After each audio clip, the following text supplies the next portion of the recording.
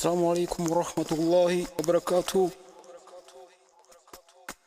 Ishimwe n'ikuzo nta wundi bikwiye usibye Nyagasani Allah subhanahu wa ta'ala. Amahoro imigisha isakare ku mukunzi wacu, mwarimu wacu Nabi Muhammad sallallahu alaihi wasallam, we wabanuriwe igitabo cya Qur'ani akagiduha cyuzuye nta cyagabanyijemo nta nicyo yongereyeho, akakiduha ukagihawe nikakiduhaye, kandi atwigisha kugisobanukirwa, kikaba aricyo gitabo ku isi y'Imana cyoroshye gufata mu mutwe. Allahumma amin. Abavandimwe wa Islam, nimusigiye kukubwira zimwe mu nzira eshatu wanyuramo mu gihe umwemeramana ukoze yuko arijana cyangwa se ijuru uzaritaha. Wallahi, inzira ya mbere ni inzira ya sala cyangwa se inzira yo gusenga. Iswara iri mu zimwe mu nzira zizatuma umuyisilamu cyangwa se umwemeramana abona ijuru.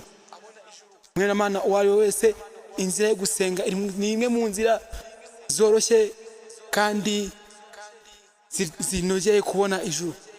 Inzira ya kabiri ni ibadallah cyangwa se gukora ibyiza.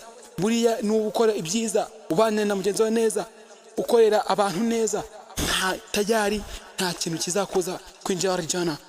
Icya gatatu, buriya inzira ya gatatu ari nayo nzira ya nyuma, ari nayo nzira buri muntu wese yakwiye kujya yitekerezaho, ni inzira y'urukundo. Bavandimwe Islam, inzira y'urukundo bamwe muri twebwe turabyirengagiza tukafata ko bitari. Ese turakundana cyangwa turaryajyana?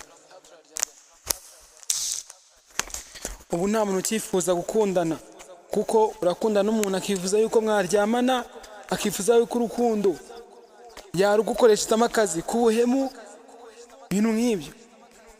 Urabwira umuntu, uragira umuntu neza, ineza mugiriye ikaba fondasiyo y'ubutane bwawe hagati yawe nawe.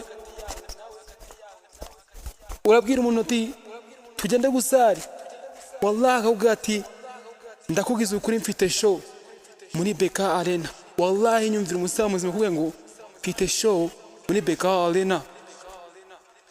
Cyo gukora Nyagasani ajya duha kwihangana, aduhe kugira hikima. Njyewe ibyo nkubwiye cyekwe cyangwa ubireke, gusa icyo nzi cyo urwibutso rw'abemeramana akamaro.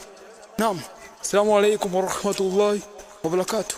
Ntuse gukora subscribe kuri Rwego tu, ndetse unasangiza ino video nimba wayikunze. Assalamu alaikum wa rahmatullahi wa barakatuh.